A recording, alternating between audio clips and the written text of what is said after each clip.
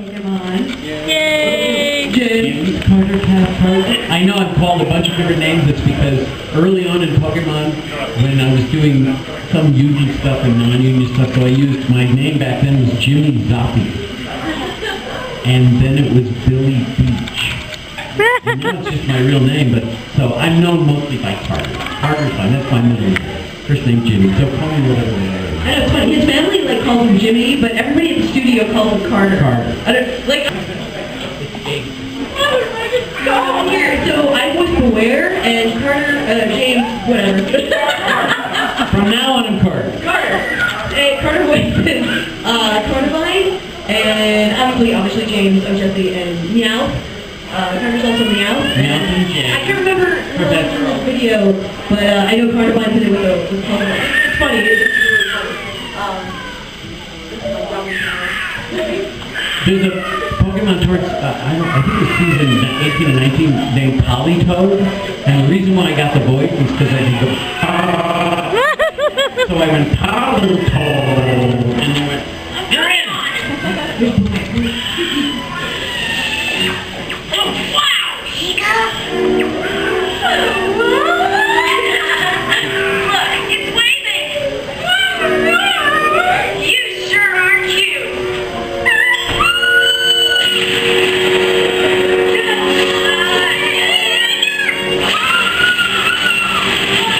Now what?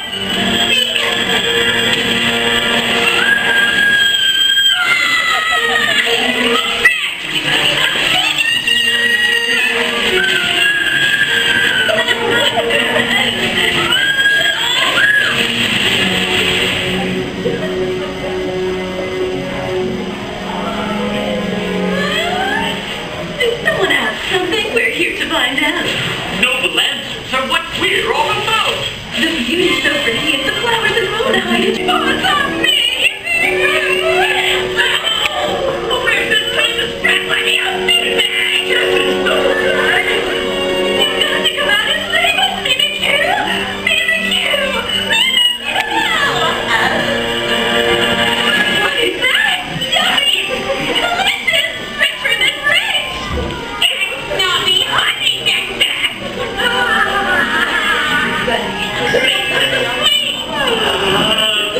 What a succulent cake! Succulent nothing begins to describe it! Team Rocket! What are you guys up to this time? We're up to the best of the best, you think? I'm not worried, Jesse. To protect the world from devastation! To unite all people within our nation! To denounce the evils of truth and love! To extend our reach to the stars above! Jesse! And it's James! Let's call it the season of blood! So enter now or prepare for one confusing fight!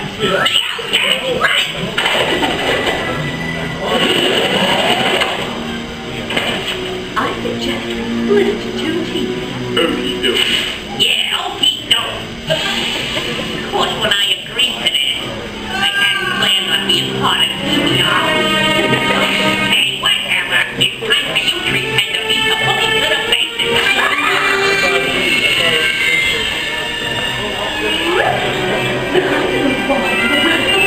Then let us now proceed to claim our wealth.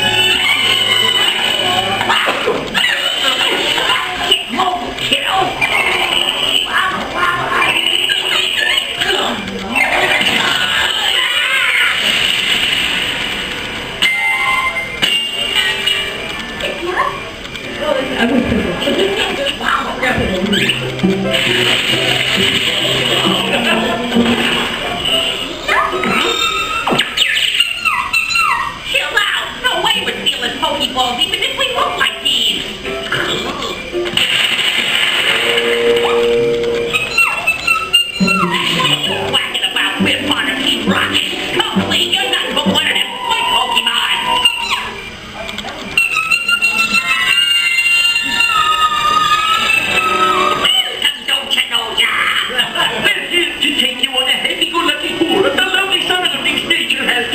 yeah, don't you know? If you're looking for fairy flowers, we'll help you find them, don't you know? You'll help us find a fairy flower? Oh, don't you know? There are the season at the moment, and amateur would have a hard time finding one, don't you know? Nurse Joy did tell us the same thing. But wait, there's more! Today's your lucky day! Our first 4 customers get their tour for free, don't you know, yeah? Wow, you mean it? Oh, we've never been meaner. It is our lucky day. Come on, we don't have that much time. Let's go with them so we can find a fairy flower. Don't you know? Sorry. Oh, yeah. I want to thank you fine folks for participating in our special free for all happy-go-lucky tour, don't you know? I say we get this practical twerky tour off and touring, don't you know, yeah? I forgot his food, yeah. Hey, don't you know, yeah? Dash from Palatown! Get ready for some of your finished. The nerve! How dare they run after eating and drinking so much? Well, we didn't exactly hide till it's back, but we're back now and here's the way. As long as we're a team, we still got the dream. And here's the dream with us.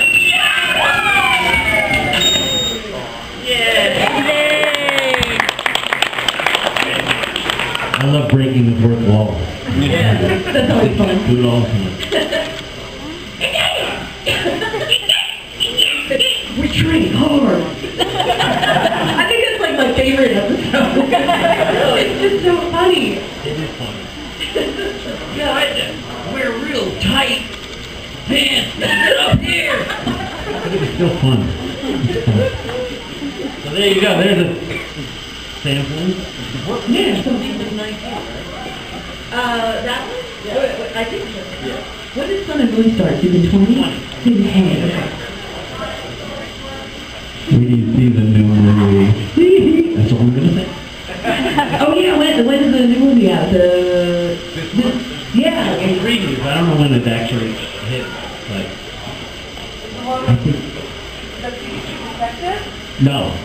Oh no, not the live action one with Ryan Reynolds. No, we didn't have anything to do. That's all Hollywood. Yeah, that's Hollywood. That's all Hollywood people. Yeah. They tried to get Rodney Dangerfield to voice Pikachu, but he was dead. Wait till you hear his voice. He's like, hey, I get no It's cool. It's this long. It's all this stuff. Yeah. I just so I don't forget.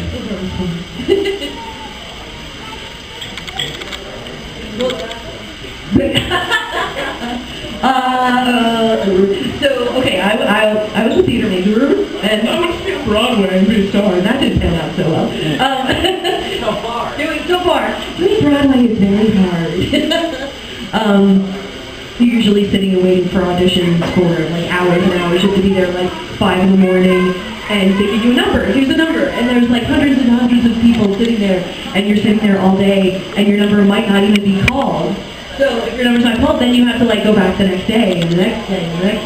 It's a lot of waiting around for like just like a minute of okay, do a song or read a monologue, and so getting into voiceover was a little bit easier. So Carter's been doing Pokemon since the beginning for 20 years, 21 years, 22 years. You started with Gary. I started in season 9, the Battlefront here. So I've been voicing Jessie for the past 13 years, about 13 years. So that was, when was that, 2005, 2006, I think I started? It was just somewhere around there. The math makes sense. Yeah, right into the mouth. So Pokemon, yeah, was like when I got into Pokemon, that was like my big thing. So I do a lot of other like obscure like anime, and I was in One Piece Film Gold, so I went to Funimation to do that. I was Karina. I did some video games on Elisa Bogdanovich and Street Fighter Cross Tekken, Liliel Sotome and the Dynasty Paradox. I went to California to do some of that. So, I have a website, michelleknotz.com. I can't remember everything, so you can just go on my website and like look at my credits and my list of stuff that I've done. Just the best ear in the business. No, I love it. You do. When she goes first, but when she goes first, and I'm in, and I can hear her on headphones.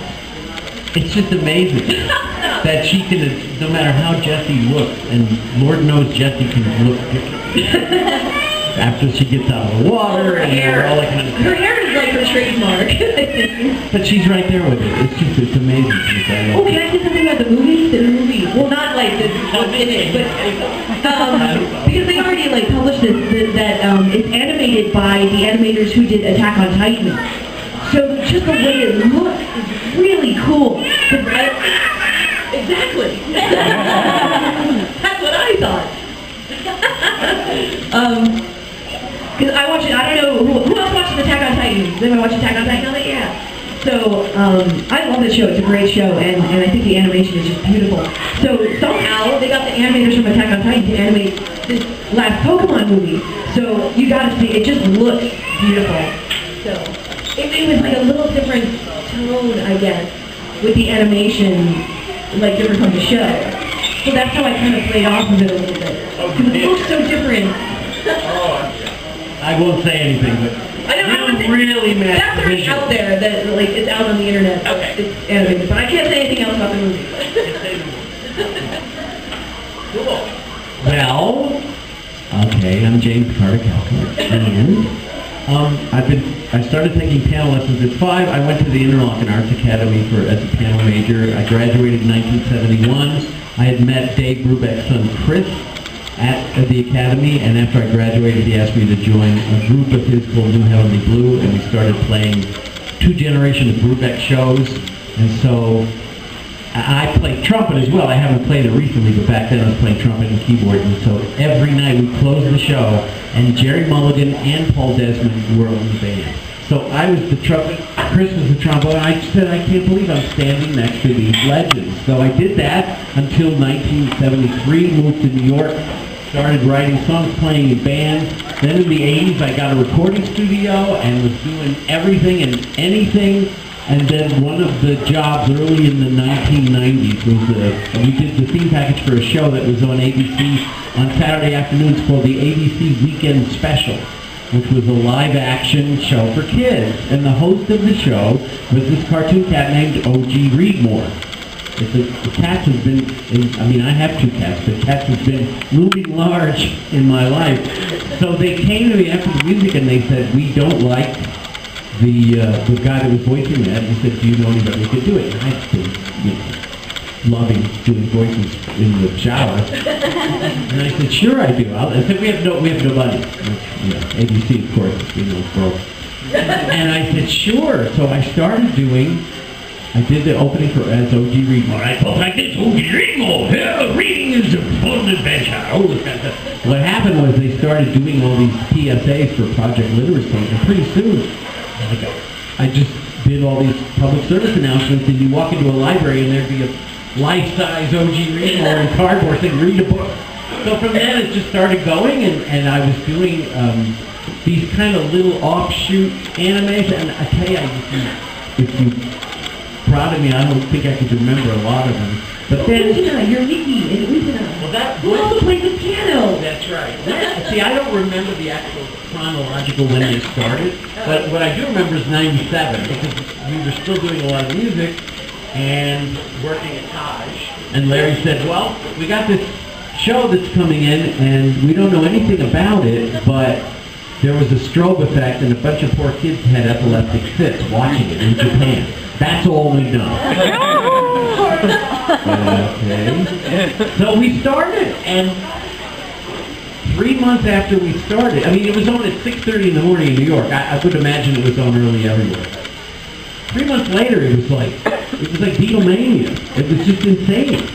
And it's been going on ever since. And I'm really grateful that I was able to get from the ground floor.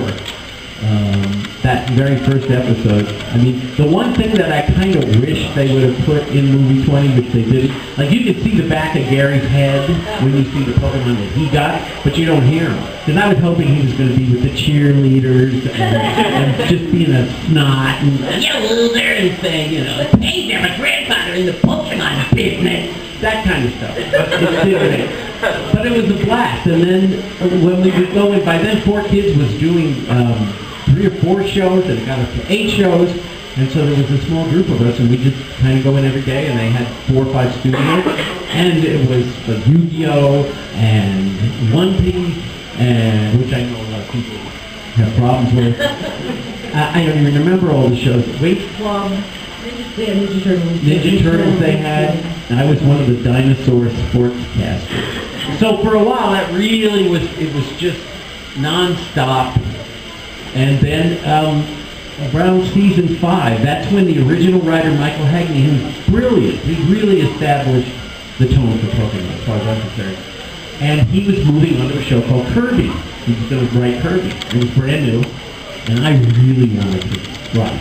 So I just bugged them until they shut me up. And I kept writing, you know, sample scripts. I think I wrote 5. And finally, after 5, I think they got so sick of me bugging them and said, okay, fine. So I've been writing since season 5, and I'm really grateful because we're, like I said, we're in the beginning of season 22.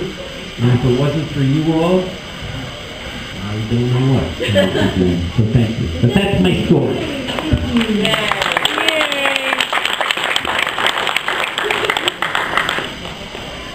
Wow. Should we open up to like questions? Sure, yeah. Do we have like a moderator that can... You can tell me stuff. I've learned more from you about what I did. Somebody, finally, I think after I sounded so clueless, they gave me a piece of paper with the, I think it was the week. And that's where I learned what I had done. Because, you know, there was a lot, there was Revolutionary Girl Utana, I can't talk. And 5 or 6 Slayers. I did like 3 parts on Slayers, and I remember doing one of them. It was a lot of stuff. But I must have, just if I can, and then I'll shut up. My favorite show, other than Pokemon, that I've ever done, there was a show that was very short-lived called The Ping Pong Club. If you ever want to watch something that, it's like South Park, but with 8th graders. If you ever want to see something silly, The Ping Pong Club. I hope that you...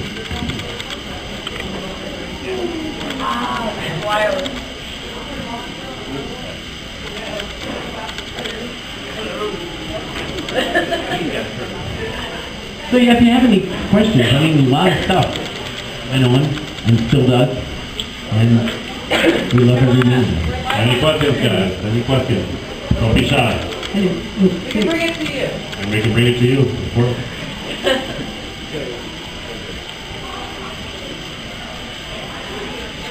Great hair, great hair. Oh, thank you. What was the first anime you saw? Mine was Record of Lotus Wars.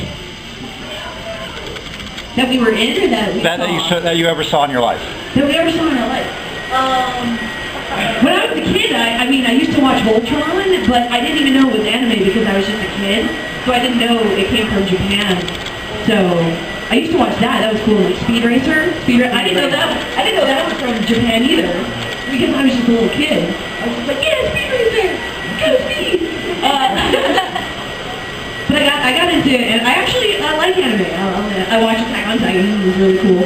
I think the first anime that I watched when I was in college and I knew it was anime was Battle Angel, which James Cameron is actually doing a live action Battle Angel now, and it looks really crazy. It looks cool.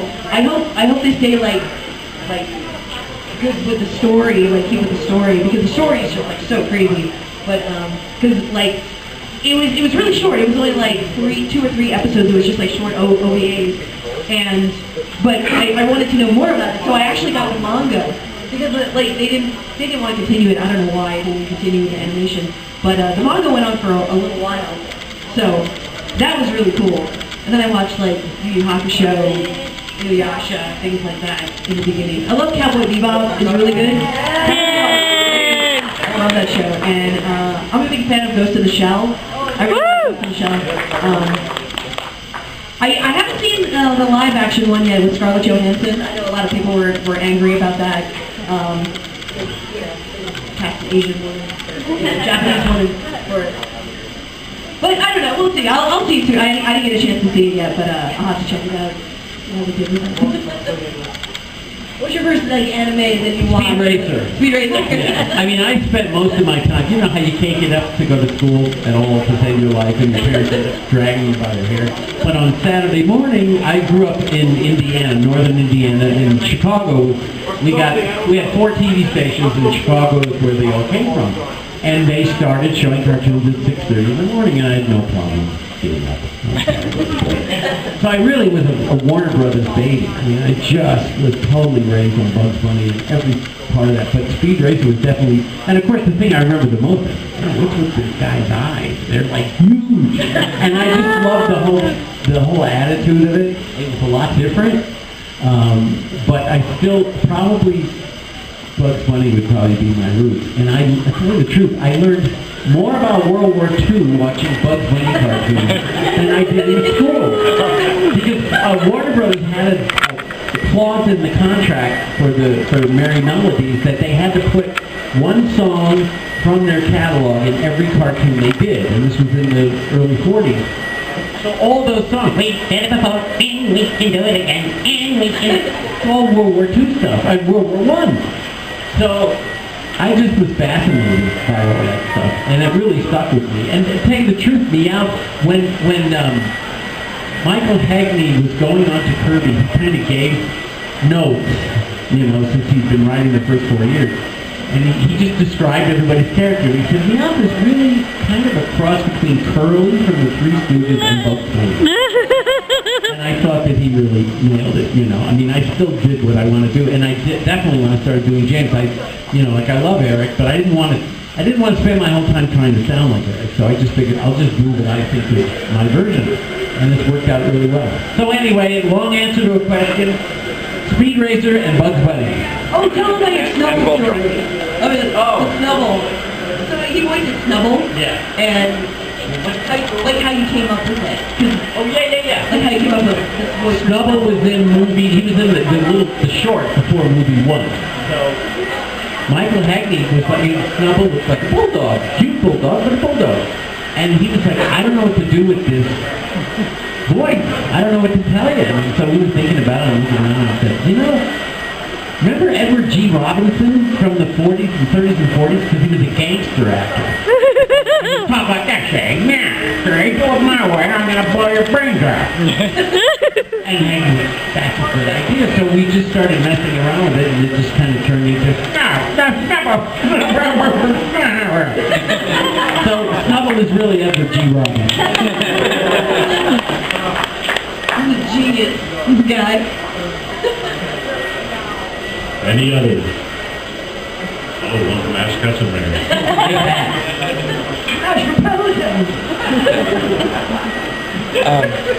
Which one of your characters that you voiced have people hated the most? Sorry. Which one of your characters that you voiced have people hated the most? That people hate? Yeah. All of them.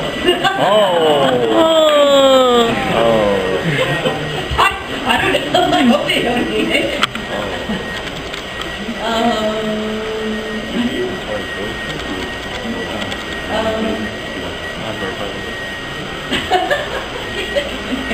Maybe the character, like the character itself. I don't know, because I don't think a lot of people hate Jesse and James because to me they're like the comic relief of the show.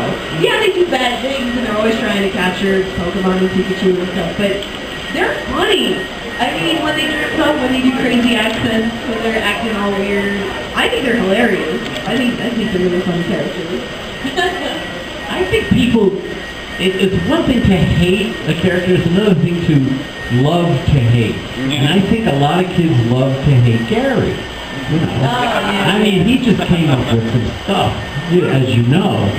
And there's actually a YouTube clip of like the best or the worst or whatever you want to carry out. And again, I don't remember a lot of it, but man, that guy could get into the weeds. There was one character, I don't remember the season or the episode, but he was the mayor of some town, and he banished, was it Bulbasaur, into the sewer system. And they were all stuck in there, and nobody liked that guy at all. And I didn't like it. I just said, oh man, you know, but some of the bad characters in Pokemon can be really mean. Yeah. It's scary. I'm like, this is a kid show. Oh, the first, how many years Yu-Gi-Oh, the very first Yu-Gi-Oh, I was Weevil, the buck trainer, right? Everybody hated Weevil. And then when he would faint and cry at the end of everything, you know, then people would, I think, soften their hearts a bit, but not much. But I can't tell you the number of people that have come to me. You threw the card off the bridge, you fucker! I'm just doing the script. He was a hard guy to do. He really had to stretch. And he was smart. He was a great trainer, but man, at the end, he just, the wheels came off. He was done. So people didn't like it.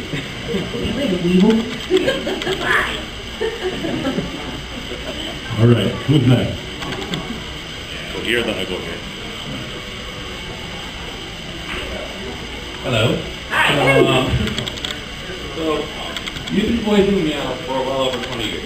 So, I started Meowth in season 9. He was 13 married, years. like, for from the beginning. okay. So then, It's a long time though. 13 years? Yeah. Yeah, 13 you've years. been voicing Meow forever. What would happen if Meow evolved into Persian? Would he talk? Would he Not gonna happen. Can you imagine Pikachu evolving into a Raichu and sitting on Ash's shoulder? Well, Ash would be like this. And it's not going to happen. I can't imagine. And besides, Meowth, you know, he's always mad at the boss's Persian because the Persian gets the lap duty and he wants that. So I don't think it's ever going to happen. And there's a few of them like that just aren't going to evolve. That's probably like Ash growing up, right?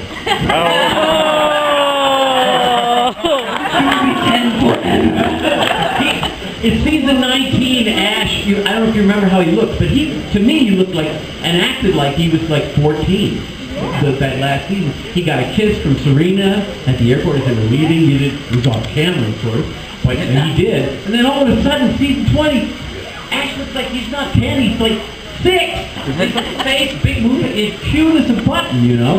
But he's just that eternal 10-year-old, and it goes up and it goes down, but I love where Ash is right now. You know, he's still as clueless about kissing or anything. But that's cool. You know, he's never going to evolve, so good. Never evolve. I like that.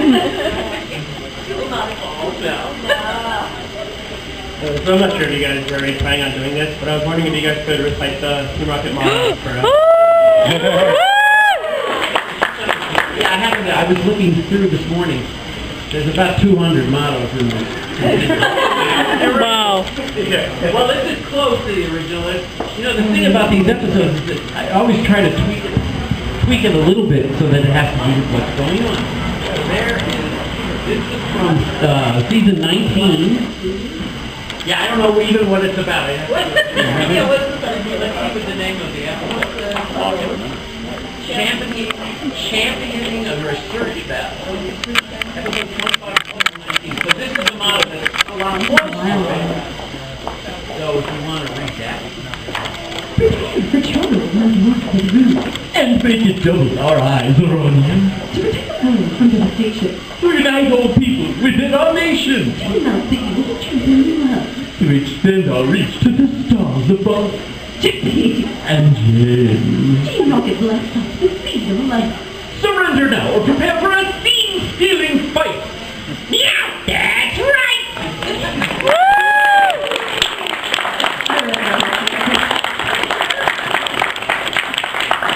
Diantha is in this episode. Diantha. I wanted to go back. Oh, this is the Mega Gardevoir. I was the Mega Gardevoir. That was cool. When they turned into like the Mega Evolution, you know, they have like Latios and Latios. Those are cool. Yeah, there's a million of them back there. And I know there's a few versions of the motto as well. We must have like thousands of scripts on it. There's too much. Delete them. No! No! I have a question. If you could, would you redo the Team Rocket theme song as Double Trouble together? Oh, I didn't do that one. No, you didn't do that one either, I don't think. No, that if was you not. could, would you want to do that song? I don't even know. Why not? I don't know. I'm not familiar with it either, I must admit. So, I did do Pokemon came out with the Pokemon Christmas Bash, and this was the original, I forget what season it came out, but that's when I had my recording studio, so I did all the arranging and playing and engineering, and everybody came in and did their stuff, but there's a couple of good songs on there that I'd like to redo. Did they put that on like a CD or something? Yeah. Oh, they did? They put out a CD. Yeah. Meowth had a song called Nobody Doesn't Like Christmas. Except me. And that was nice. All right, who's next? Hey! Here we go. So, as a question for being voice actors, have you ever answered a phone or ordered something in an alternative voice? Like, pull up somewhere and go, I'd like to have a cheeseburger. Let's get some extra cheese. Don't shut no! Have you ever done something like that, or answered like telemarketers that way? And how?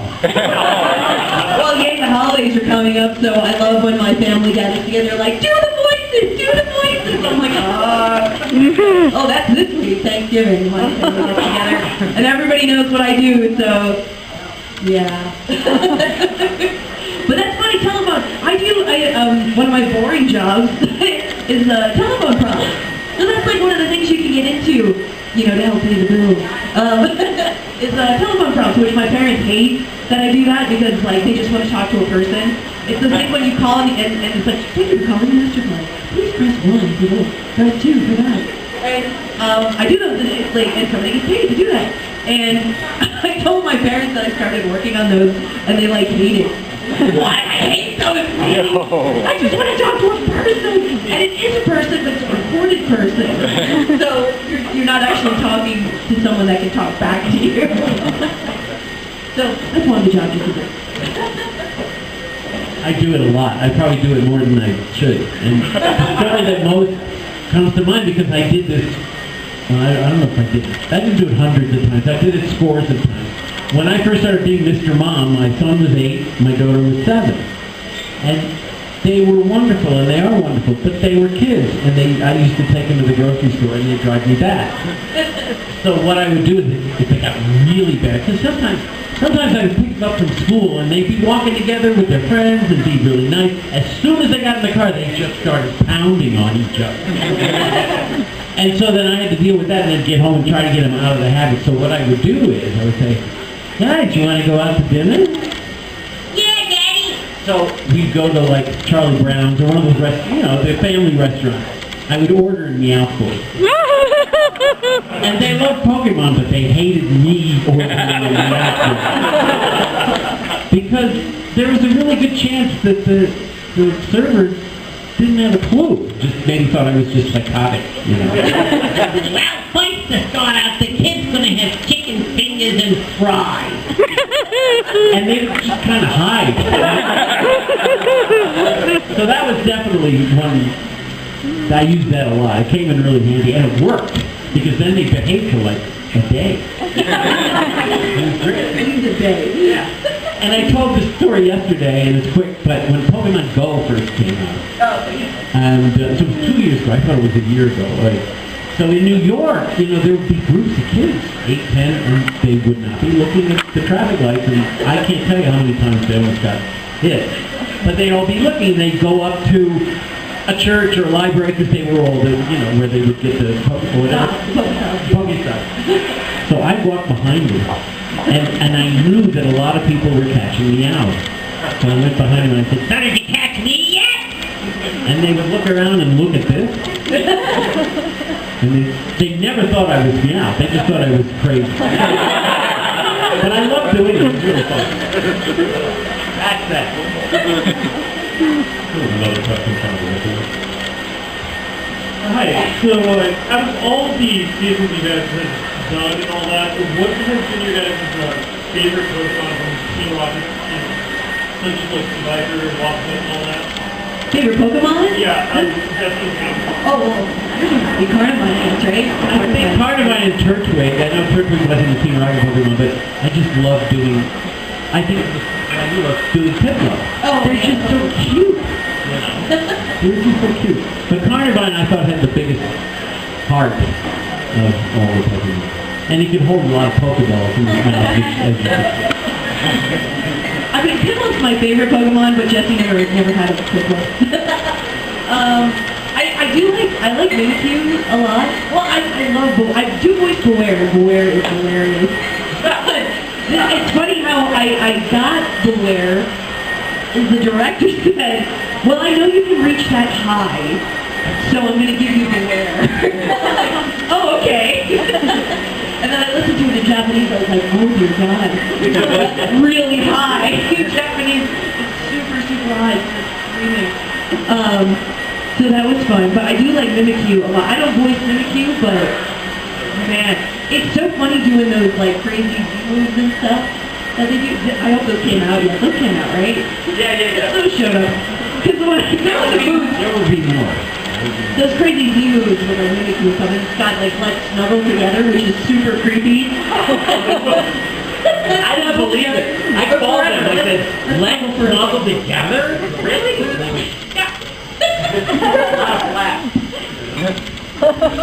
Yeah, that one was crazy, but it was fun. I go in the booth and I'm like, I feel like I had to be like a Power Ranger. With a all the time. It's some moves. It's fun. I always loved Munchlax. I mean, and I love Snorlax. And he in the very beginning, all he did was sleep. I related to that. All Munchlax wanted to do was eat. I related to that. And now Munchlax is back. So I'm really glad. I love doing that.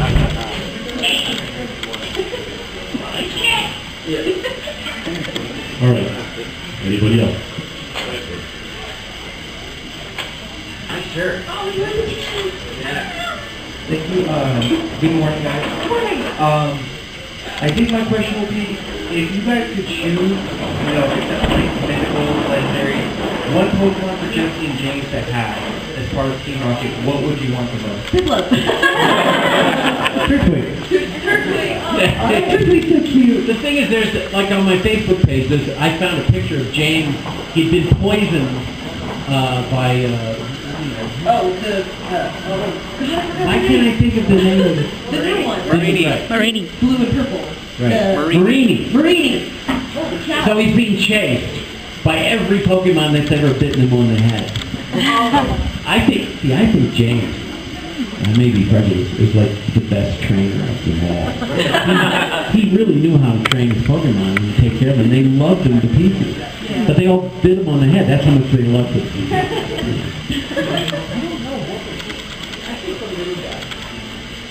They're so cute. Turtwig and Piplup. That would be good.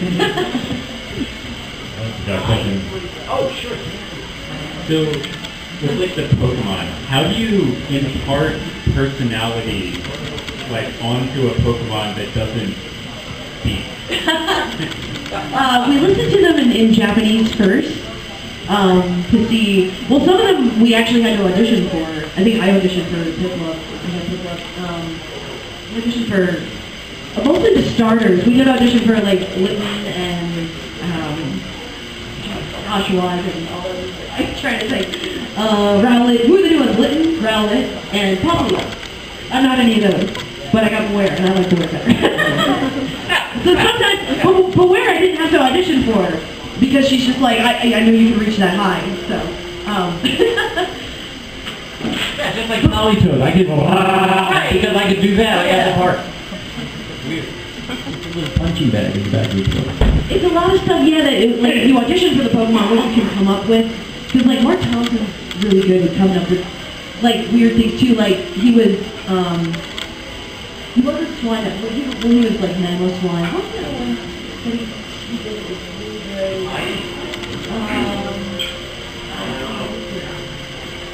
He was like, Tepe! He did that like little squeaking Tepe thing, and Mark was like really, really good at it, so he got that, It depends, like what you can do that sounds really good, but we do listen to the Japanese first to see what they're doing, and like we watch it too, like before we record it, we watch it to see like how many flaps there are, so if there's like 3, I go like love, Pip love, or something like that, or Pip Pip love,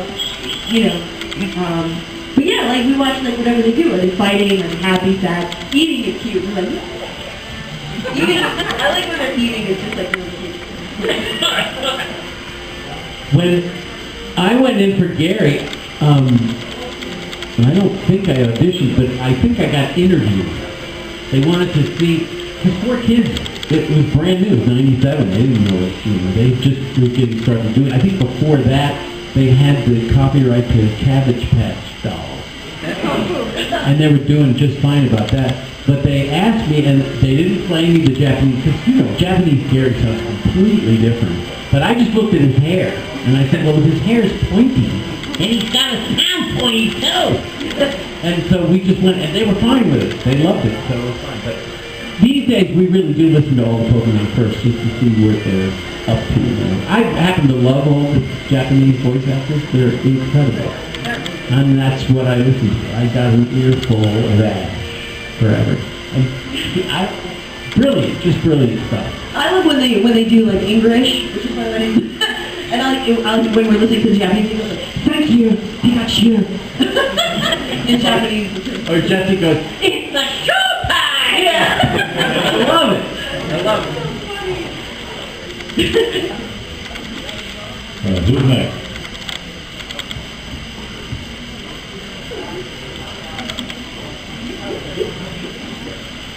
Hello. Hi. First, kind of a two-parter. First, what would be some, I guess, beginner tips for if you wanted to become a voice actor? And 2, for like an area like New Mexico where we don't really have, you know, voice acting, would you recommend relocating to a different area that does?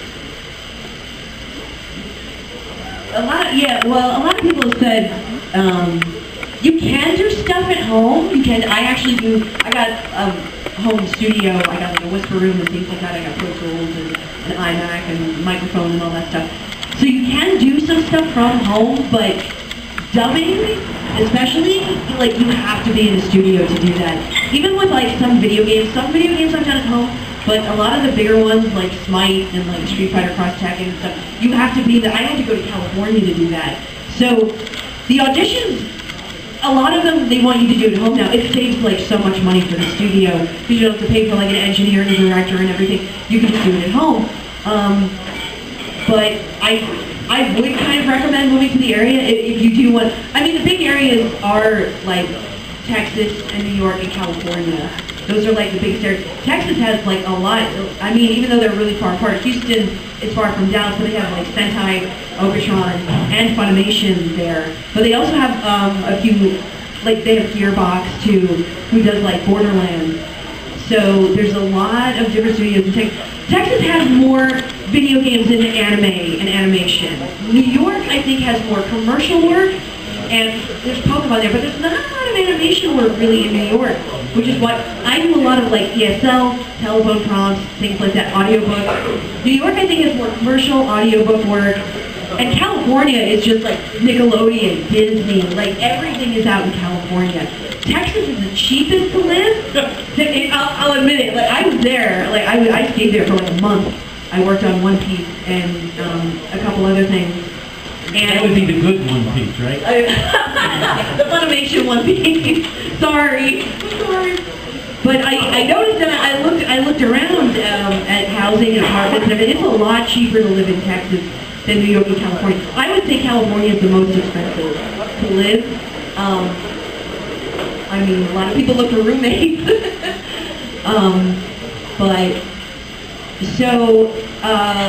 Tips. Well, I mean, the best thing to have is a voice demo. Like, a voice demo, you can't, like, nobody's going to know what you sound like unless you have a voice demo. So they usually say, like, a minute of commercials and a minute of characters. You want to put music and sound effects in the background. A lot of people can make them on their own. Because they say, like, go to a studio and have it. And, like, yeah, like, way back when, like, 15, 16 years ago when I started, I paid like $2,000 for a demo, and it wasn't that great. And I found out later on, when the technology got better, you could make your own demo at home. You could find royalty-free music online, you know, which is free, and you don't have to pay any kind of licensing fees or anything for that. Because like commercial music, you know, it's just like simple, like do-do-do-do-do-do, you know. It's nothing. I know what you mean though. But you can find all that stuff online. So I would recommend listening to voice demos. Go to, you've got my website. Go to voice actors' websites and listen to their demos. For guys, like I would go to Kristen Freeman, Kyle Bear. Do you have a website? I don't know if you have a website. I don't. Oh, you don't have a website? What's it, Kristen? Listen to the demo. Lucian Dodge is really good. I would go to like their website. David David has a really good demo. I would listen to voice actors' demos to see what they're supposed to sound like. And you just keep them really short, 60 seconds each. A minute of characters, a minute of commercials.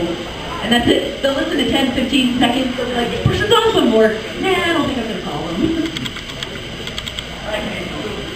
She's absolutely right about the demo. The thing I did, and if I have any advice, it's like, don't be shy.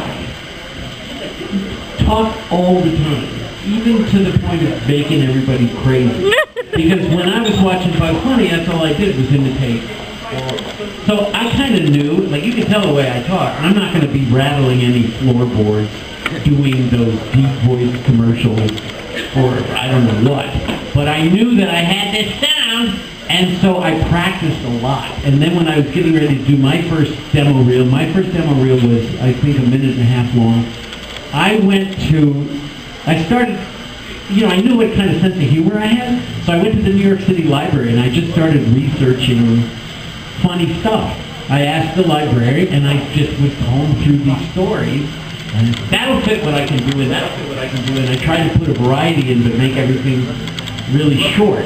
And so I think if you go with your strong point and really just push it to the limit and not be, that's the worst thing, is to not, like if you're going to sound like this, don't sound like this. Sound like this! Just really push it. Whatever you do and do it. And I predict that the things are going to change. Like right now, people are going into studios and there's an engineer on all kinds of stuff. I think over the next couple of 6 months to a year, I think there's going to be a lot more what Michele does, working at home. Because the economy, when I was working at 4Kids all the time and they had 8 shows going, it was just crazy. It was great crazy. But that's definitely not the nature, at least in New York. Funimation, they got so many things going all the time. It's amazing now that economically it's a different story, but creatively, and if you love to work, it's a great place to be. And we have a few people that we know that are friends that have moved out to California, and they're doing really, really well. But the thing, when I started writing scripts, that really cemented me into New York. I mean, I can write scripts anywhere, but I was really glued into the Pokemon scene, which I'm really grateful for. Whether my kids realize that fed them or not, doesn't matter. It's really important. So, but do it, and really getting it. There are so many resources now. Like you can find out how to make a voice demo. Go on YouTube. Just type it in, look at it, Google it. There's so many different, and people that do that are very generous. I used to get a lot of, come take my class and you can learn how to do this. It's not that I don't think it's bad, but I would say you can probably be more creative at what you love, whatever you love to do. Focus on it, amplify it, and find the resources yourself. And then also the thing about being in a studio, in the very beginning of Pokemon, those first 3 years, we used to do promos that showed on Friday before the show came out on Saturday. Now, we do everything separate. We go in, that's how I see Michele. She'll be going in, hi, hug, and then, or on the way out. But those Friday afternoons, the whole cast, we'd all be at the studio, because we all did it all live. That was great. Those were golden moments that are not there anymore. Maybe they are with, Nickelodeon stuff. I don't really know. But the camaraderie is really a lovely facet about all this stuff. So, but as far as doing a demo, do it. Do it. It's funny that you mentioned about the economy, because in Texas there's no state income tax. So that's a big difference too, where the money is saved. There's federal income tax, like when you do taxes you don't learn when you're young, like if you're too young for your taxes right now. But once you have to start doing taxes, so in Texas there's no state income tax. So you're not charged for that, but there's federal. But in New York and California, like basically everywhere, I think, except Rhode Island or maybe Delaware, there is stated, so we have to pay state income tax in addition to federal income tax, which Texas doesn't have to do. So, yeah, Funimation has directors and engineers. I worked with them, and there's just so many of them. They have like 10 studios, and each of them has 2 people in it, a director and an engineer. And what they're turning back on in New York now, a lot of the director and the engineer are one person. Like, they don't have the 2 people anymore. It's just one person. So, a lot of industries are cutting corners, like, yeah, money. Back in the 70s, when I was in bands and stuff, I mean, there were big recording studios back then. And so we would go in and we recorded a lot at CBS Recording. They had a studio on 52nd and a studio on 30. And back then, the unions were really strong, and they had an engineer and they had a tape op. And all the guy did was, and it was a tape machine, you know, like a 24-track tape machine. All he did was run the machine. And the engineer, once they got the sounds and everything, other than directing back and forth or just giving feedback, that was it. Then the tape off could go. No more. No more. I mean, there's no tape anymore. I kind of miss, when it comes to recording music, I love tape. They don't do that. But yeah, it's like, I mean, the Pokemon, Lisa's the director, and she runs the equipment. So, it's the 2 of them. And 3. Since I run some of the chats at Rio Rancho, which is the city northwest of here, and I'm sure they're probably asking why. Which of the 3 legendary birds would you choose? Oh, right.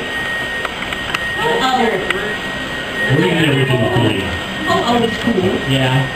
But, see, I mean, I think of all the heavy hitters.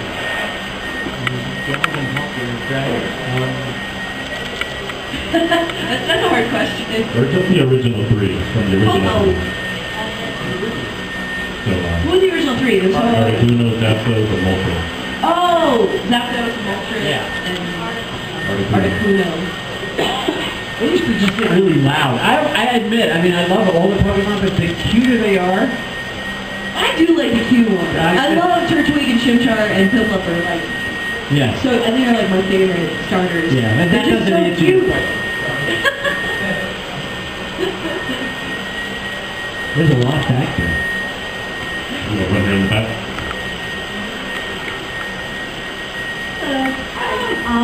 I was wondering, do you have any tips, or like how do you do like reaction sounds? You know, reaction sounds are so funny in Japanese because you don't usually do that in normal everyday life. They do this like inhale hiccup kind of sound, which is funny. It took me a little while to get used to that. Trying to do it like all of my stomach. Right, and that makes it sound natural because with all the reacts they're doing in Japan, it's incredible how smooth and almost musical they are. When they do it. I have found myself in real life going, ooh, a lot. I mean, especially around my kids. You did what? I love when James flips. He goes, ooh! Like the movie The Birdcage, remember? Oh yeah, Robin Williams and Nathan Lane. Nathan Lane. He would do that all the time. And I'm like, you stole my stuff! He was so funny in that. And the one thing also that I've noticed about Pokemon, the TV show versus the movies, there's much less reacting going on. And when there is reacting, it's very quiet. I mean, I've missed some where I get comments back from the editors and they're like, well, you missed this one at this, such and such, and I go, there's no, and I'd have to put on headphones. And there'll be like a, so it's got to be, the time code number's got to be put in, and the character and the react, the description of the react, and, you know, very soft. So I'm not sure why the movies are more subtle, but they are. It's a definite trend. Because I've been writing the scripts for movies since the 90s. And I did the short before the 7th movie where Maddie is Meowth, and it's called Gotta Dance. And it's where they can't stop dancing and stuff. Now, the shorts are different. The shorts are more like TV.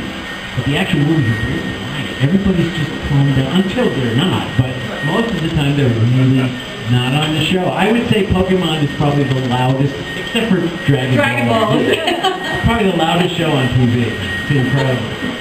Dragon Ball is pretty crazy. Yeah. Did Sean tell you about the time he passed out in the booth? No. He passed out one time. Sean Schimmel passed out. I can't remember what season it was or what episode it was, but... Yeah, he did some kind of... and he passed out. From screaming! Oh my god! I didn't pass out, but I got pretty close with Weevil. A Weevil? I know the morning after I did a 5-hour session doing Weevil with Eric. Eric was directing Stewart. And the next day I woke up with 103 fever. And I was sick for like 2 days. Because that guy, you know, he's hard enough to do for an hour. And then when I hear Schimmel, Yeah. you just must have Teflon I know. throat cord. I don't know. Throat made of like iron or something crazy like that. I don't know how he does it. All right, any others?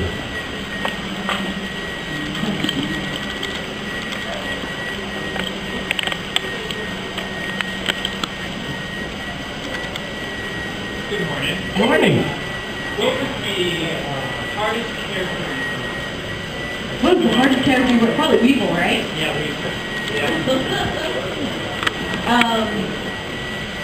I think some of the Pokemon that are really scratchy on the throat are hard. I usually try and save those for last. Because when we record, we'll record the people first, like the human characters first, and then go back and record the Pokemon. And sometimes the director will ask me, well, which one do you want to do first? Which is more easy, which is easier on the throat? Like Cassia and Dustox. It's like really, really straining on the throat. So I would say Cassia and Dustox are really, really. Also, Woobat's kind of hard too, but not as hard as Cassia and Dustox. They're hard. The Woobat and Swoobat are hard.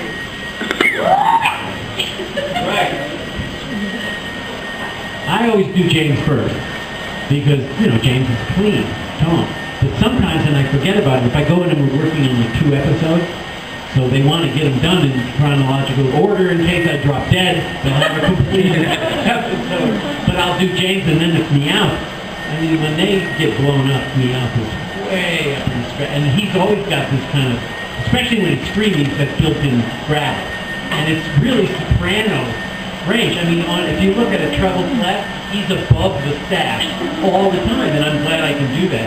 But then, I go, oh, now we got to do another thing, so I have to stop, drink water, breathe, and try to clear myself up.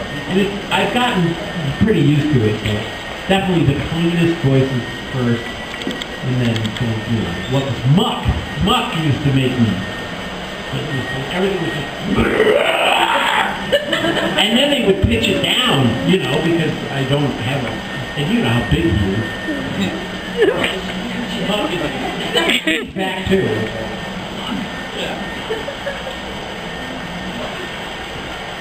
All right. Well, here we go.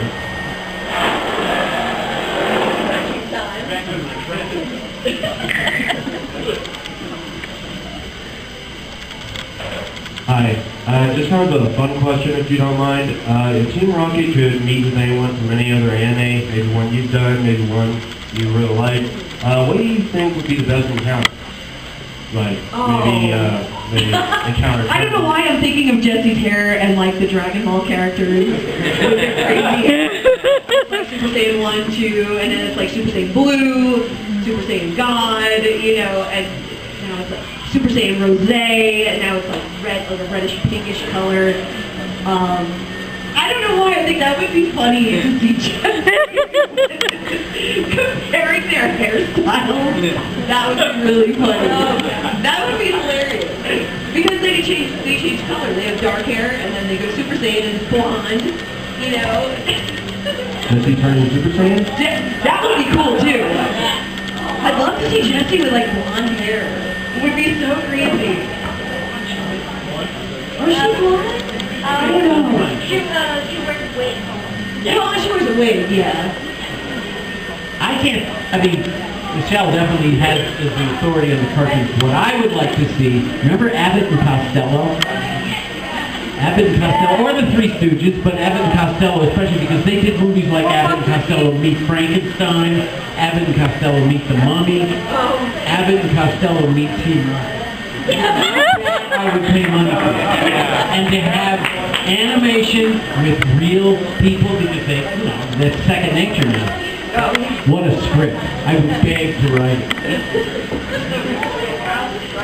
Team Rocket, Buster, they're all like flying. Oh, yeah.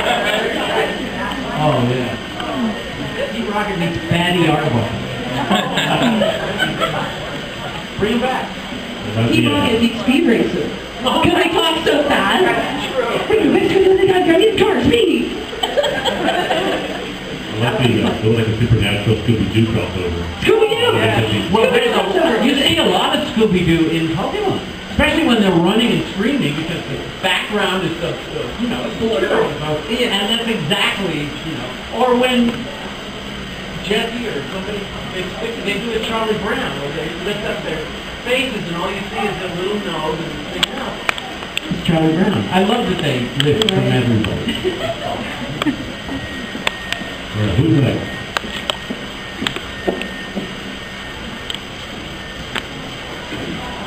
Hello. How would Team Rocket collectively, Meowth, Jesse, and James react if they won the lottery? If they won the lottery? I mean, they're always trying to get money. Well, James has more money than God. Yeah. He technically does. There was the one episode, I think, where he saw his nanny and pop-up, and he had to leave because the Chimeco was sick. And so they went to their castles, and they go into one of his castles. And I always thought, well, they must be going to that one because the ashtrays must be dirty at his main house. Because they have houses all over, everywhere. Don't forget the Growlithe, the dog house. Oh, the Growlithe? Yeah, little Growlithe. Little Growlithe. And they're like, this place is a cute little thing, but this is a dog house. What? This is a dog house. It's true. And for some reason, they're always scrambling for money, and I keep saying, you don't really have to scramble. But James is constantly outrunning his betrothed, Jessalina.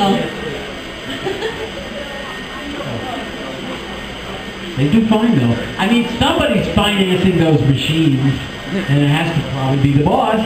Right. But he keeps writing the checks, and then they keep blowing them up. So I have a question. So, who do you think, or what do you think is going to happen first? Ash winning something, or Team Rocket succeeding at aim?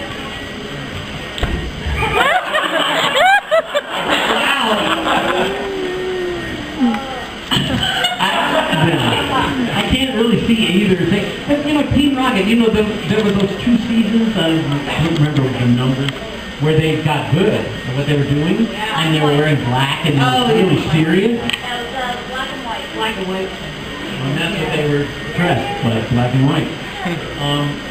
Some of that has kept over. I think that most of the fans didn't like that, and so then they went back to their white uniforms and they goof up a lot. But I think they're better now than they were. I mean, they're doing like Z moves now and stuff. They got like the Z crystal, and I never thought that they would do any of that. Right. Yeah. But I don't think any of that's ever going to happen. And when it does, I'll probably cry because like if Ash ever, by show. Don't say that! By the way, Martha, my wife, we were talking about this last night. We had a question about what's a Pokemon Master. So she Googled it. And basically, the Google definition is, well, that's what Ash wants to be and many others as they train and get better and better. However, the precise definition of what that means is unknown. Who knows what a Pokemon Master is? I mean, you can guess, but they've never said it. They just kind of dance around that. No one really knows. Google. All right, we'll probably take another 2, maybe 3 questions. Once there are none, we'll just yak. Google poker. Another one for Matt. I can. So when you're recording the movies and just regular episodes, is there a difference? Like, are you going to like a different studio, or is it just like where No, you're... it's the same studio. We record the movie and the movies and the episodes at the same studio. The movies have like a different feel to it, I think, because they're a lot more serious and the animation is so gorgeous. It's like beautiful. And I think the episodes are a lot more slapstick, more funny, and the first 2 movies, especially the first movie, if you go back and listen under headphones if you have the patience or whatever, that was a different studio. And this was way back, that's when I did the Snowball thing. We were in this room, probably, like, I'd be sitting here, and where you're standing, that's where the monitor was and the microphone was. And they wanted to have more ambience in the sound. So there was about 10 feet of air travel between. Now, it's in the little booth, and here's the mic, and there's the monitor, and here's the script, and all that kind of stuff. So it's the same. But back then, I think maybe they had some technical, because in movies, you know, when they're doing ADR, they're doing Foley or any of that kind of stuff, they're in huge rooms with microphones that are like 20 feet away. And they tried that, didn't stick.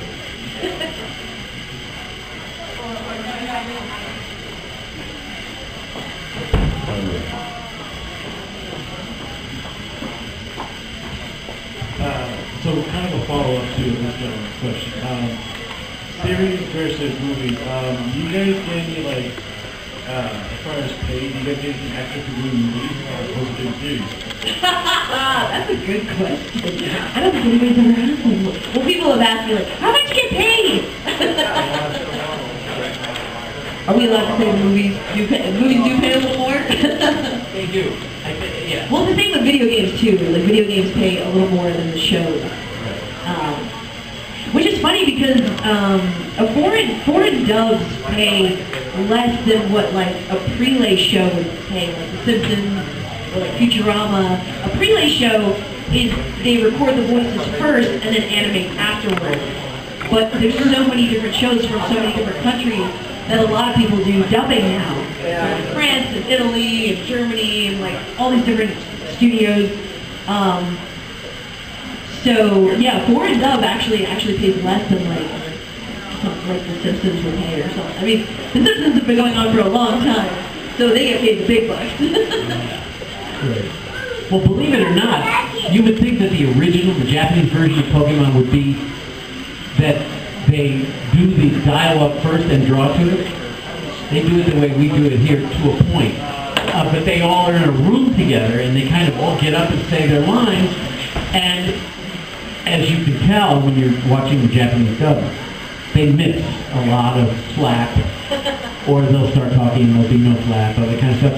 And then it's funny. But that's what's going to happen. They have everything written, and so they draw it a lot of times to, I mean, they won't draw it to the dialogue, they'll draw it to the script. So they'll go, well, this is how it's going to sound. But then I showed the Japanese version of the script yesterday.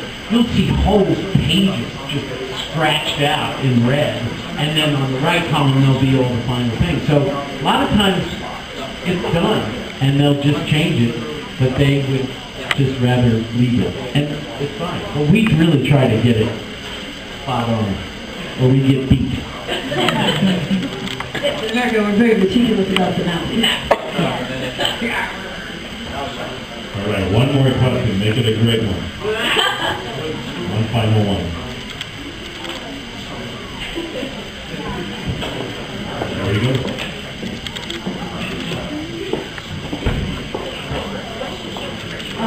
So what is your favorite line that you've ever had to say, mainly in Pokemon? Or in line? I like the fairy flower episode when they do like don't you know. Those are fun. Yeah, those are all fun.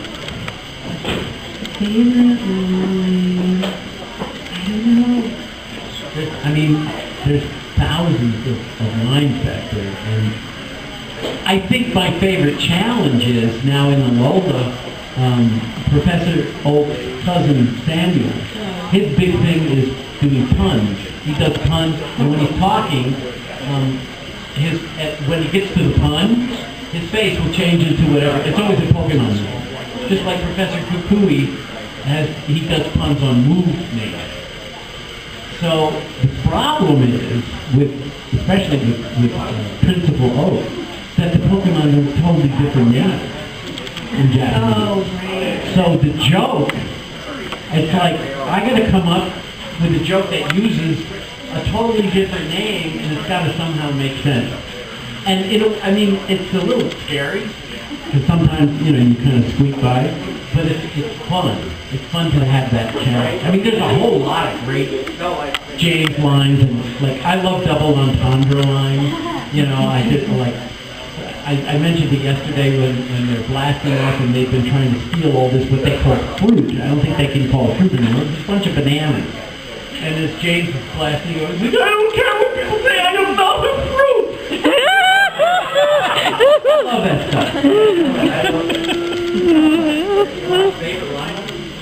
I don't know. That's a great line.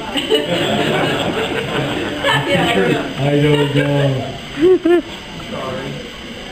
I could go look, but it would take a couple days. Is that it? Are we through? All right, I think that's it. All right. Oh. Well, all right, I'll allow it. We'll allow it. Okay. My question is okay, we were talking about some of the other studios.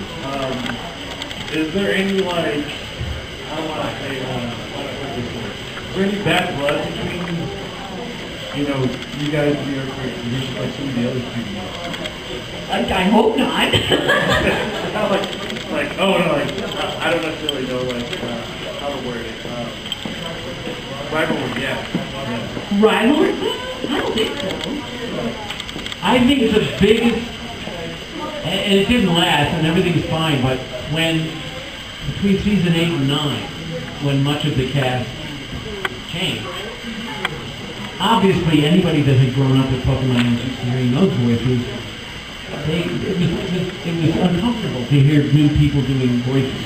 So there was a bit of bad blood flying around, like you go on the Cerebi site, or, and they'd be saying all this stuff, and I just stayed out of it, But other than that, no. I think we're all in this together, and we're all grateful to be here. Thank you.